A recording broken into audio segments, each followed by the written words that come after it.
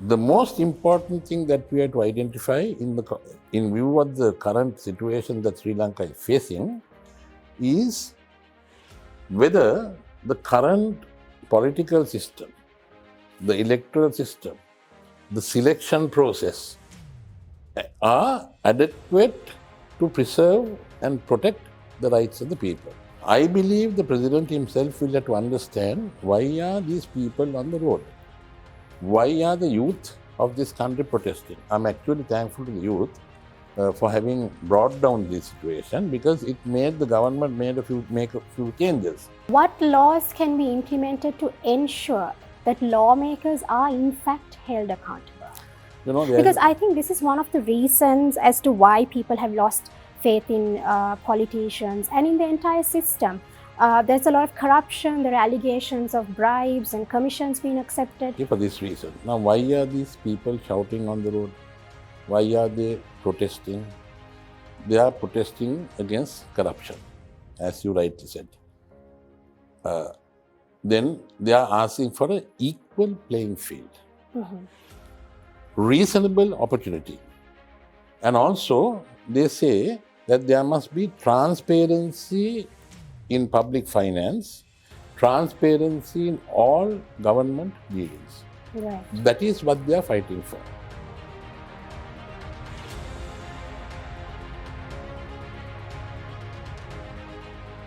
Welcome everyone, you're watching Conversations with Alanki. Sri Lanka is facing an unprecedented crisis, a political crisis on one hand and a severe economic crisis on the other. There are questions as to who will lead Sri Lanka through this turmoil and what is the way forward. Today, I will be in conversation with an eminent lawyer, President's Counsel, Kalinga Indatissa, and he's also the former president of the Bar Association of Sri Lanka. Welcome, Mr. Indatissa. Well, thank you. Thank you for agreeing to have this conversation. As we begin this conversation, I'd like to talk a little bit about the protests going on. There are many Sri Lankans protesting in Sri Lanka and across the globe, demanding that the President Gotabaya Rajapaksa resigns. But interestingly, there are also many who say that all 225 parliamentarians should go home. Do you agree with this? Well, Alanki, when you take the issue which is currently facing Sri Lanka, it is not something which was built overnight. There was a particular period of time, and the people in this country, when they were skeptical about the outcome and the expectations and the aspirations of the people, this boiled up to the current situation that we are going through. Right. Apparently, from the protesting that I have seen over the last few weeks, it appears that the people are not thinking of a regime change. They are going for a system change.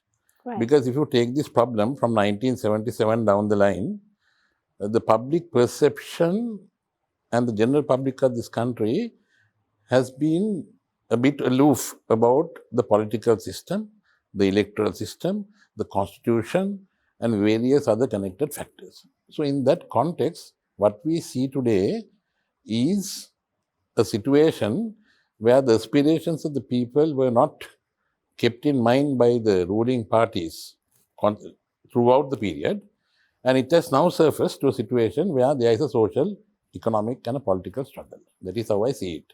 So on the question as to whether the 225 people, that appears to be a slogan by many, and that shows when people cry out and say that the 225 people should go out, that means they have lost faith in the political system and the very system which the constitution of this country has provided as the mechanism of ruling in this country. That is what I feel.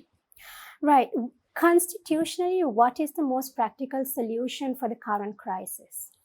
Now, we are a democratic nation, and we are one of the oldest democracies in Asia. So, any solution that has to be found in terms of the situation and the crisis that Sri Lanka is facing today will have to be found within the democratic mechanism or within the constitutional mechanism. Right. Now, Alanki, if you go to the history, in the 1960s, we had two coups. In 1971, we had the JVP insurrection. In 1988-89, there were allegations of corruption of at that time the government, and also there were situations of where hostility played a very serious role during 88-89. Now, what we see today is something different. If you watch the habits and the behavior of the people who have been involved in this protesting from the 31st of March, the initial collection of people, in my mind, were normal, ordinary citizens. So, in that context, the constitution, all respective parties, the government has to come down and identify. First, they must recognize the fact. Why are people protesting? What are the issues? Economic, political, and social issues. So, in that context, the government should understand that there is a problem. Right. You can't live in denial.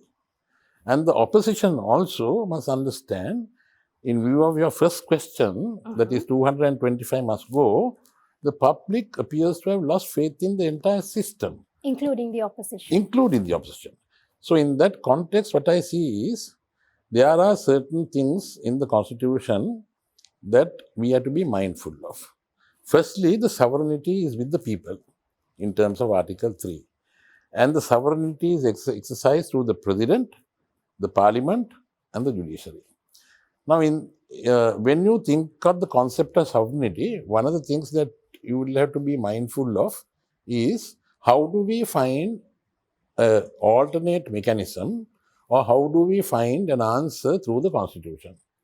You know, in terms of, from the time the executive presidency has been introduced to this country, starting from 1978, under the 1978 Constitution, the President enjoys a lot of power.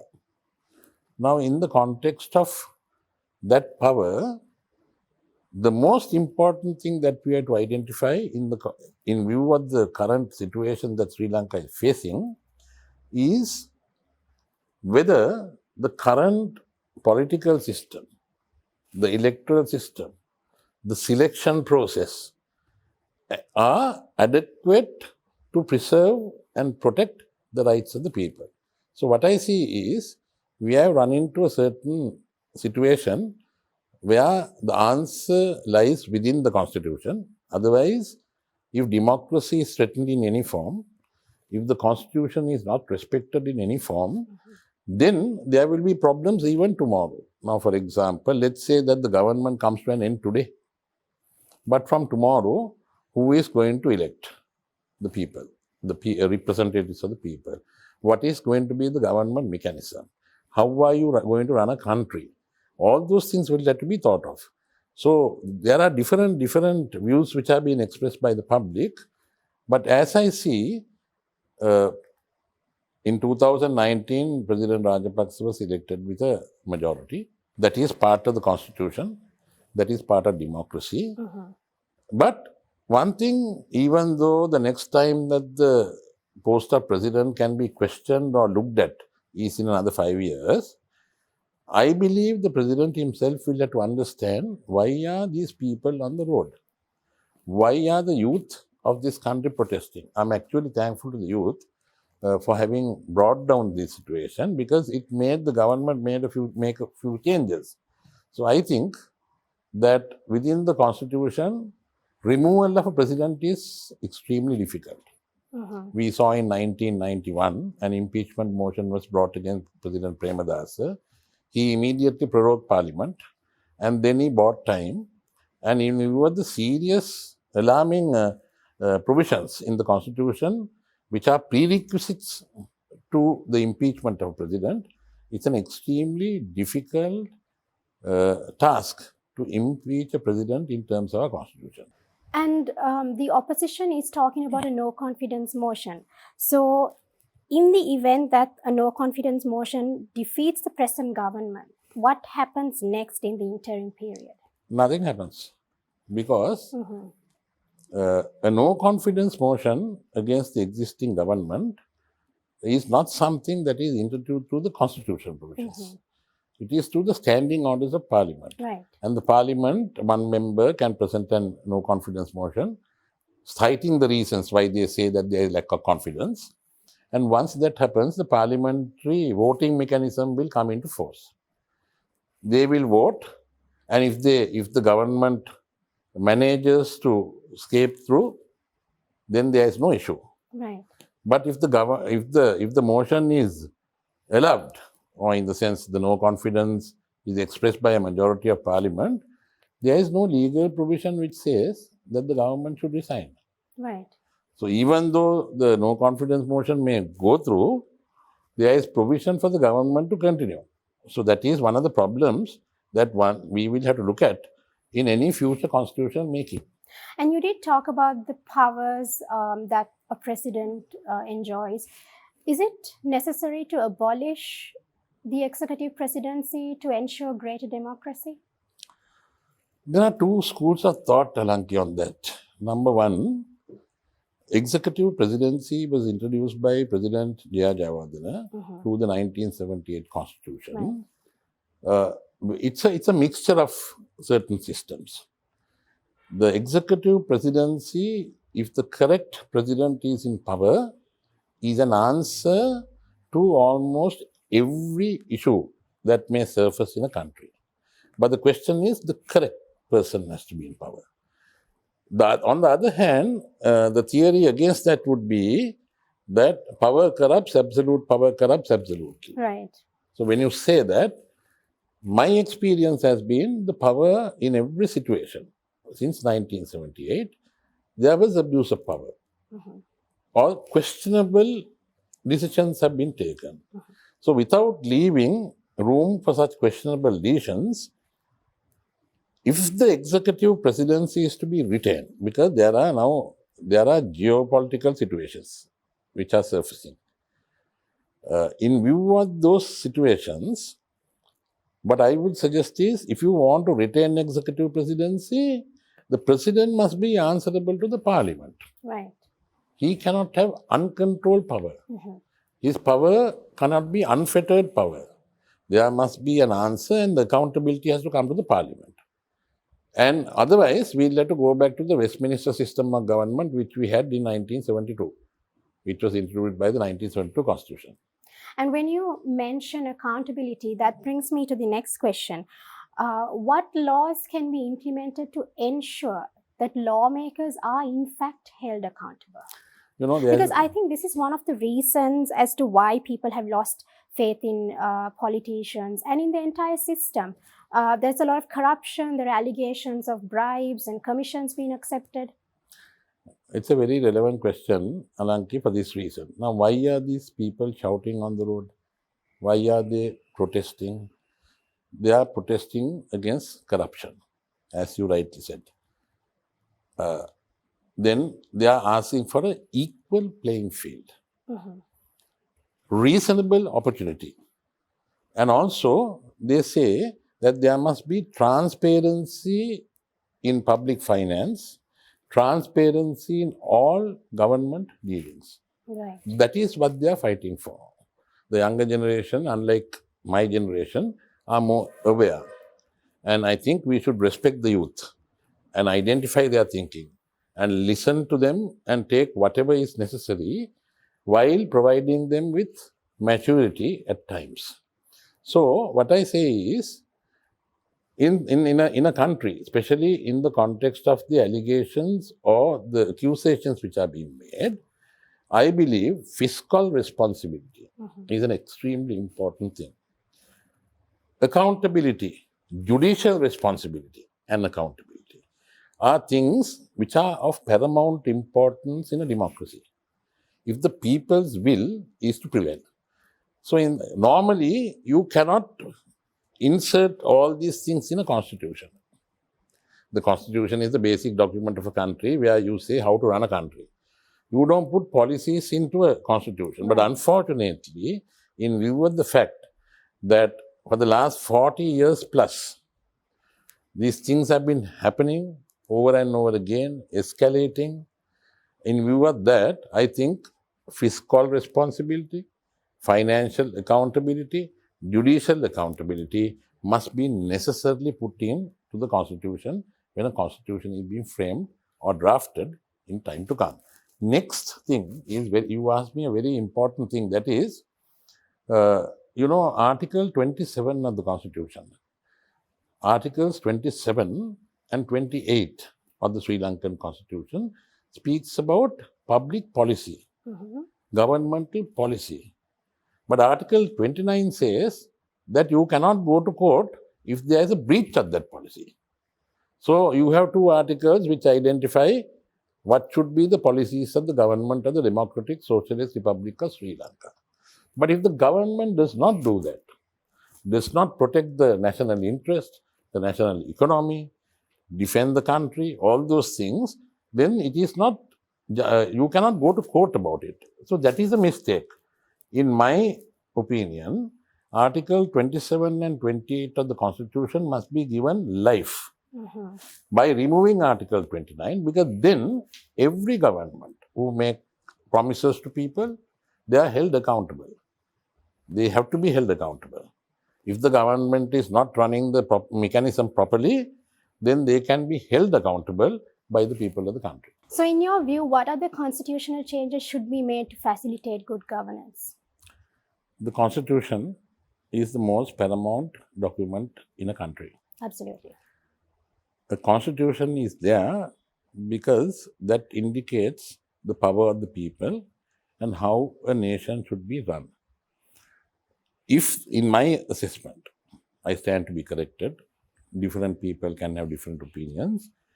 If the executive presidency is retained, the executive president must be answerable to Parliament for his functions, for his power, and also for his finances. Right. Then secondly, I am of the opinion, I recall talking to you on an earlier occasion, you asked me this question on the independent commissions. I think the independent commission should be brought back. That is, the 19th Amendment should be introduced with modifications. Then the 20th Amendment has to go out, 19th has to come in. Then we have to also introduce things like financial accountability, fiscal responsibility, judicial responsibility into the Constitution. Then I am a firm believer that this system of elections is not working in this country. What I feel is that the electoral system has to be relooked at. Because what happened is, prior to the PR system being introduced, we had 168 electorates in Sri Lanka. First past the post was there. But I think we'll have to go for a combination of first past the post plus proportional representation based on the number of votes received by parties. Furthermore, I would go to the extent of saying that all political parties and individual candidates should have a ceiling on the expenditure at elections. Otherwise, it's not balanced. Right. Every party must declare the number of, the amount that they would go in when there is an election. Every individual candidate should declare. Otherwise, there's a huge imbalance. So those are things that could come into the Constitution in my assessment. And a judiciary ought to be independent to ensure democracy. But recently, there were many lawyers who protested and demonstrated for the rule of law to be upheld. What steps should be taken to ensure that the judiciary, in fact, contributes towards democracy? In my assessment, the judiciary has to be a vibrant judiciary. So therefore, I hold a particular view, which of course could be discussed, commented upon, criticized. I think all Court of Appeal and Supreme Court judges should be appointed for life, so that they are given the same remunerations, the packages, the salaries will be given, but they retire from active judicial service at a particular point. Right. They remain in a pool, and so that they will never be able to accept appointments. You can't go as high commissioners or ambassadors. Right. There is no expectation in them as long as they are provided the basic remuneration which have been given to them during the active service. And I also think that we should have something called a constitutional court. In respect of any matter dealing with the Constitution, I think those retired judges could be taken out. They have no expectation, they have no affiliation, so they have no reason to favor any party or individual.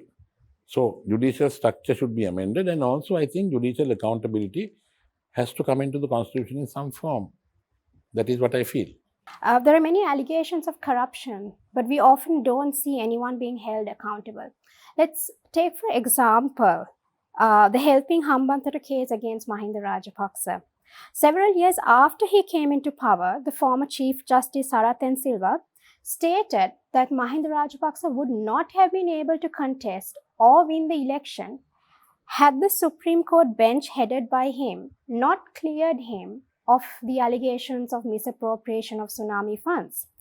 Now, do statements like these give rise to questions about the independence of the judiciary? Because there were many questioning. Why did he make such a statement? I will answer your question in two ways. Right. You were talking about corruption. Then I'll come to this specific question on Helping Hambantota. Right. Now, on the question of corruption, what we have to realize is, on the 31st of October 2003, the United Nations passed a convention called Convention Against Corruption. 189 countries have ratified that. Right. Sri Lanka ratified that in 2004. Now, in respect of, now we are talking about Uganda. No? Uganda has also ratified that. So, when you are a ratifying nation, you are entitled to seek any corrupt money which have been taken out of a nation through corruption can be traced back. There is a mechanism. Then also each country is bound to help each other under the mutual assistance in criminal matters, which was passed by the Parliament of Sri Lanka in 2002, subsequently amended. So therefore, now one mistake in 2015, you would recall when President Maithripala Sirisena became the president of this country, parliamentarians, other individuals, they were hell-bent on bringing the so-called corrupt people into power, into the court system, into litigation. Parliamentarians and other individuals do not have power under the law to arrest people, bring them to court. There is a structured mechanism. Now, you would recall an illegal entity called the FCID was created. It was an illegal entity. It was subsequently disbanded. Now, what happened was, now I'm talking about corruption. So, corruption, there is a set mechanism. The United Nations Convention Against Corruption, which was ratified by us in 2004. That is part and parcel of our legal system. If you have allegations, you place the material and then you can ask to freeze assets, to bring back assets. That has happened so many times. It has happened. Then on the other thing is, you asked me the question about the Helping Hambantota case. I have never come across a situation where a retired judge would make a statement like that. With all respect to Honorable Sarathen Silva, former Chief Justice, I wouldn't know why even to date, I am trying to understand why he made that statement. Because when you make statements of that nature, that attacks the very pillar of public confidence. Right. Because our entire constitution, our system, our political system is based on the doctrine of public trust. So, I don't think that statement should have been made, but he may have his own reasons for saying so. But why find that I still cannot understand why the statement was made. Because in my opinion, that erodes the public confidence. Right. It does. It does, yes. And moving on to the final question, how can lawyers such as yourself and those in the legal field contribute towards helping Sri Lanka in this time of crisis and turmoil? What we have, Alanki, in Sri Lanka at the moment is threefold. We have a political issue, we have a social issue, and we have an economic issue. Now, the simple question is, people want a system change. And in that process, They want President Rajapaksa to go out, his family members to go out, and all that. But you have to remember, as I told you at the beginning of the conversation, that we have to go within a democratic process or the constitutional process. Otherwise, it will be very dangerous. You will be setting a precedent for future people also to think of solutions. So it has outside. to be within the constitutional It framework. has to be within the process, it has to be within the constitutional and democratic process. But what I see is, as a profession, I'm very proud of the fact that I'm a member of the legal profession now, because the Bar Association and the lawyers played their role. They will defend the rights of people. They have been doing so for the last so many weeks. In that context, the most important thing is the resurrection of the economy. Mhm. Because we cannot afford to go on maximum for another 2 to 3 weeks. We can go on, but some solid mechanism has to be identified to resurrect the economy. And in that context, I believe the professionals have a duty. As lawyers, if we take only the lawyers, we will have a duty for constitutional framing, suggesting the reforms. Suggesting the reforms keeping in mind the rights of people. But all professionals, business community, the young, the middle-aged, and the experienced, all these people will have to come together and identify a formula to resurrect the economy. That is the priority. Because now, with all due respect, during the last 2 to 3 weeks, I've been speaking to a few hoteliers. I believe we have lost a lot of dollars because of the cancellations. Because of the political instability in Sri Lanka, they don't want to come. There are adverse messages going out about coming to Sri Lanka. So we have to get together as a nation, not as political party A, B, or C. Everybody has to come together. And also, the opposition also have to be mindful of their role. In my opinion, opposition has to play a more proactive role, because an opposition is the government in waiting. So they will have to identify without just when you go for interviews, you go and attack each other, waste the time of the viewers also. Without doing that, they have to come forward, right? It's not a question of grabbing power. How do you propose to address the issues, especially in the context of the issue pertaining to lack of foreign exchange and also the economy, because economy hits the people. So I believe it's a duty of the lawyers and other professionals to come together, irrespective of your political beliefs, party, color, come forward and think of the future generations of this country and try to sort it out by contributing collectively towards the development of the economy. That is priority number one, Alanki, at the moment. That is number one. All right. We have come to the end of this conversation. I do think it was a very insightful and enlightening conversation, especially to those of you who are uncertain as to where Sri Lanka should go in terms of Sri Lanka going forward with the rest of the world. Thank you so much, Mr. Indatissa, for Welcome. Sharing your ideas and for shedding some legal perspective into the current situation. Thank you everyone for watching. I will be back with a new episode soon. Until then, stay safe and take care.